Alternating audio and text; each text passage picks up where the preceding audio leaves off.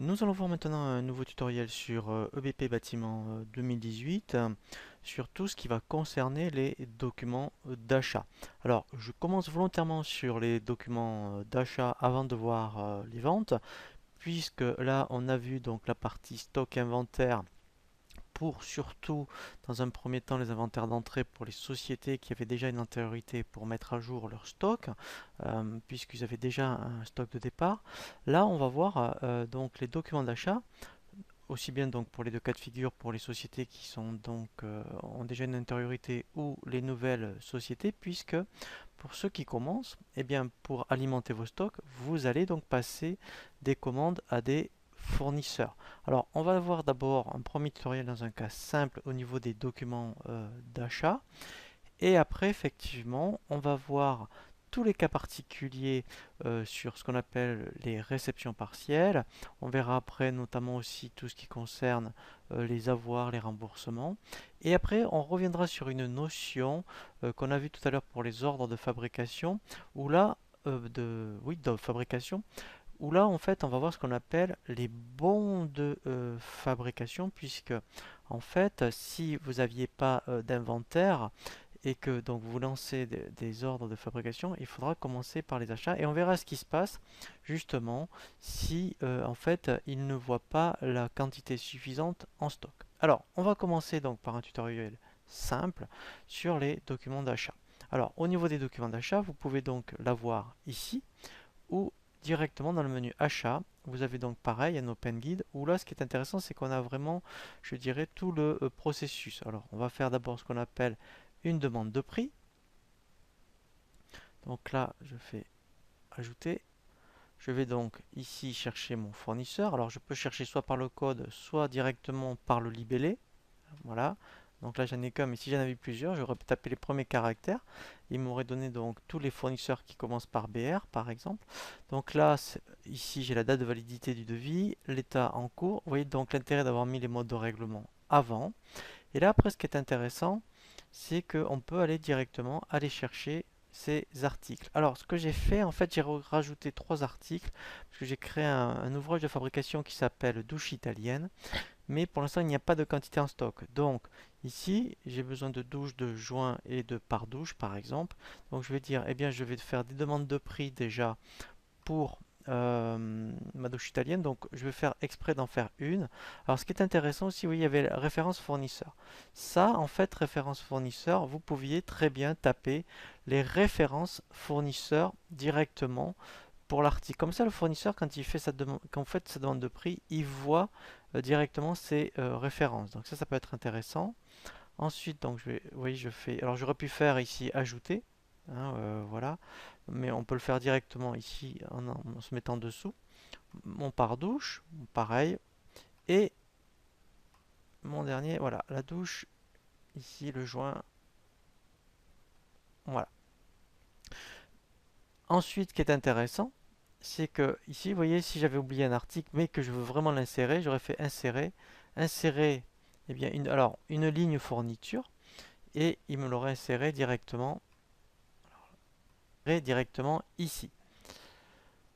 Ensuite, alors ça on le verra aussi tout à l'heure, c'est ce qu'on appelle les métraits. Alors c'est surtout intéressant pour les ventes, hein, vous verrez, donc quand on va voir les devis, ou voilà, eh bien on peut faire des formules de calcul pour qu'ils calculent directement la quantité. Voilà, donc je vous donnerai des cas concrets que j'ai rencontrés avec des clients dans le bâtiment. Alors ensuite, donc par rapport au corps du demande de prix, donc hein, voilà, vous mettez en dessous et vous rajoutez voilà donc tous vos articles. Après, vous avez donc l'onglet récapitulatif. Donc là, eh bien, ça vous permet de voir un petit peu le pied de document. Et après, donc là, eh bien, on a l'adresse facturation. Donc là, ce qui est intéressant, c'est qu'on on pourrait choisir. Vous voyez, si, mettons, j'avais créé d'autres adresses directement, j'aurais pu ici directement après choisir une autre adresse de facturation. Pareil pour les livraisons. Voilà, et là, en fait, hein, je pourrais choisir une autre adresse. Donc là, si j'avais créé d'autres adresses de livraison chez le fournisseur, eh bien, je lui aurais indiqué l'adresse qui m'intéresse. Donc là, je vais dire que adresse de facturation et adresse de livraison, c'est la même chose. Voilà, donc pour l'instant, on n'a pas vu les catégories tarifaires, hein, mais si vous aviez une catégorie spécifique, hein, de tarif, eh bien, ici, vous auriez pu l'appliquer. Voilà, donc ça, c'est vraiment par rapport au corps du devis. Alors après, quand on aura fait des devis, on verra effectivement, on peut ici, donc on a des boutons d'options, on peut directement consulter le fournisseur. Là, on verra, mais justement, quand on aura fait des factures, tous les historiques fournisseurs, même par rapport à tout ce qu'on a aussi bien demandé en demande de prix, en commande, ça, eh bien, on verra transférer. Effectivement, c'est pour transférer un devis, soit en commande ou en facture. Voilà, et donc ça, on va le voir justement, c'est pour envoyer par mail. Et ça, c'est intéressant, c'est que dès que, en fait, on fait afficher le fournisseur. Voilà, si je me suis trompé par rapport à une information, ben, par exemple, c'était pas le 31 000, je me suis trompé, mais allez, tiens, je vais rajouter, c'était Hoche. Voilà, donc là, je fais enregistrer et fermer. Pour l'instant, il ne se passe rien, mais quand je fais recharger les infos du fournisseur, voilà, et bien lui, en fait, voilà, il va me le mettre à jour. Voilà, vous voyez. Donc ça c'est intéressant parce que ça évite de sortir du devis si vous avez mis une information à jour sur le fournisseur. Donc là mon devis et ma demande de prix pardon, est finie. Donc avant donc même de l'envoyer, je fais un aperçu pour voir si tout est conforme. Donc là j'enregistre. Voilà, donc là, eh bien, je consulte ma demande de prix. Alors, ici, j'ai déjà plusieurs modèles. Donc, en fonction eh bien, du modèle qui vous intéresse, voilà, vous pouvez prendre là. Vous voyez, donc j'en prends un autre par une demande de prix simple. Voilà, donc là, alors on verra la personnalisation des documents hein, d'achat et de vente, hein, justement. Donc, si vous avez un logo et tout ça, on verra comment le personnaliser. Et après, on peut mettre donc vos modèles hein, par défaut. Donc, si après tout est conforme. Alors, on peut faire ici soit envoyer par mail. Donc là, si on fait envoyer par mail par rapport à ici, eh bien en fait, il faut avoir configuré dans les informations société euh, votre serveur de messagerie. Voilà, mais si c'est configuré, donc si on avait mis l'email dans la fiche du fournisseur, donc là, eh bien directement, on peut l'envoyer. Sinon, l'astuce, quand on fait un aperçu,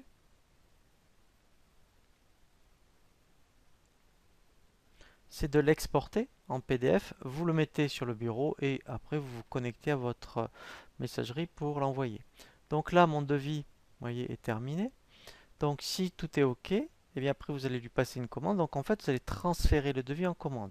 Donc on peut faire soit ici par rapport aux tâches, là directement, soit en faisant bouton droit. Vous avez l'option ici transférer. Voilà. Donc nous on va faire tout le circuit hein, pour vraiment voir toutes les particularités. Donc là, je vais lui demander qu'il m'ouvre le document après transfert. Voilà, donc quand on sait faire un devis, et bien après, hein, c'est le même principe qu'une commande, puisque vous voyez que le corps, c'est une copie conforme du devis. Ce qui est intéressant, c'est qu'ici, vous avez l'historique de la demande de prix qui a été à partir de laquelle il a généré la commande. Donc ça, c'est vraiment très bien.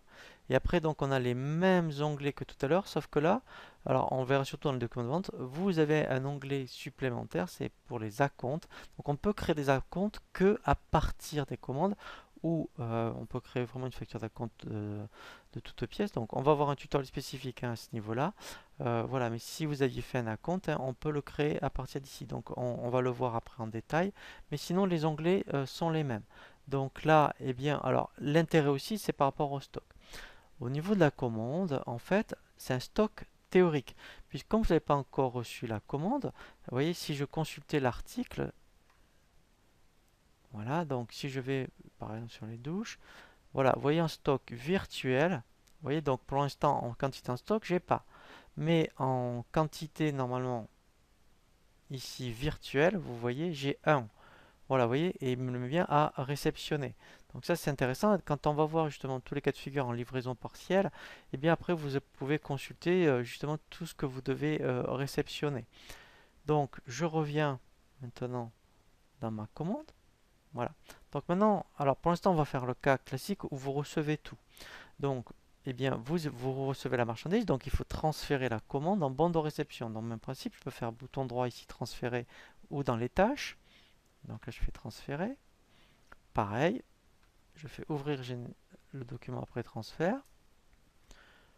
Donc ici, c'est le même principe. Alors l'avantage, vous voyez, c'est que j'ai l'historique par rapport donc à la provenance du bon de réception. Je sais que ça vient de telle demande de prix, de tel numéro de commande. Mais sinon, après, c'est vraiment la même chose par rapport au document.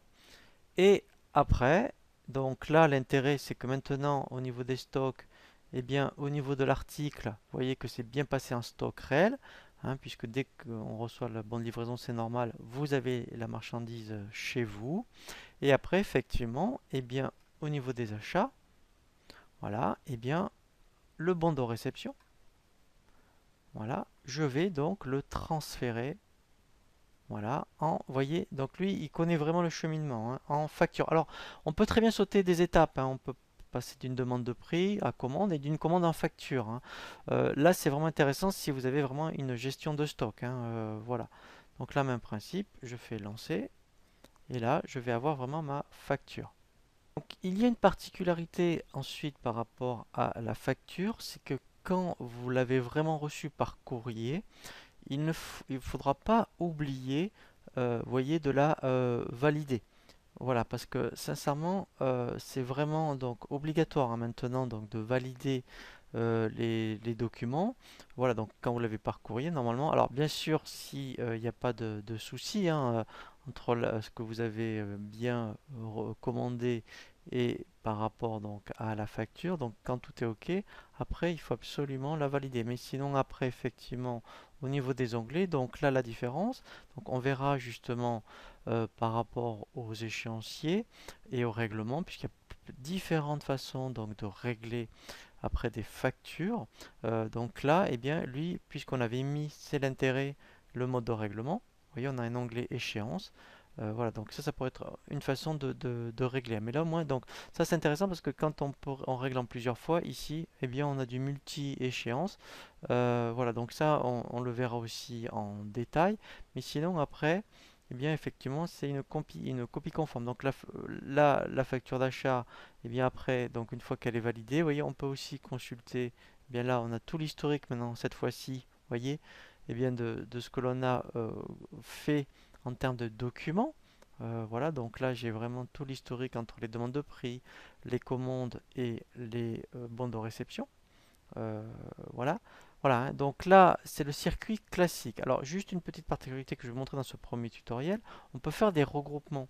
C'est-à-dire que si vous faites plusieurs commandes, euh, et en fait, on vous livre qu'une seule fois par mois, par exemple, on peut faire, alors je vais en faire deux commandes, on peut regrouper plusieurs commandes à un seul bon de réception, ou on peut regrouper plusieurs bons de réception en une facture. Donc ça peut être intéressant en fonction des activités. Donc, je vais créer deux commandes.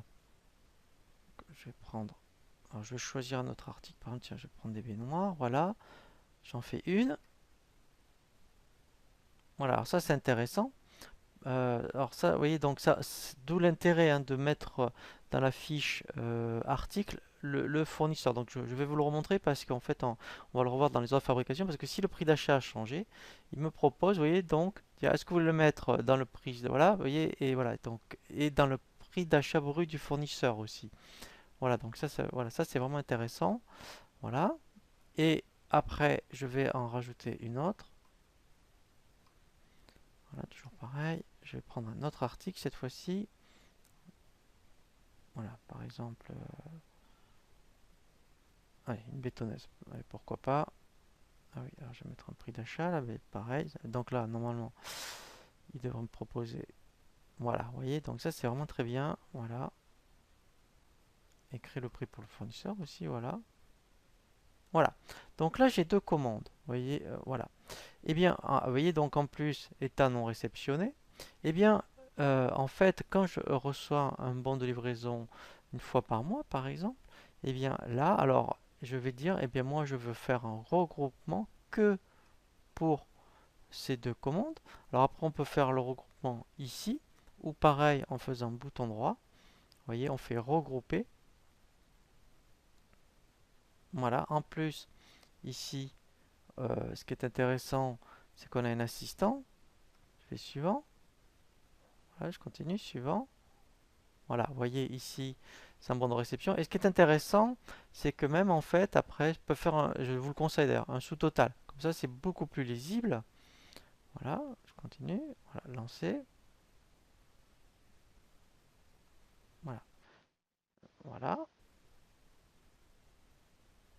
Et en plus, vous voyez, c'est propre, hein. Voilà, moi, je trouve ça vraiment très bien. Voilà, donc si vous êtes dans une activité où c'est vraiment ce cas de figure par rapport au fournisseur, hein, eh bien, vous pouvez le faire. Et on aurait pu faire pareil, la même fonction, plusieurs donc bons de réception, une seule facture.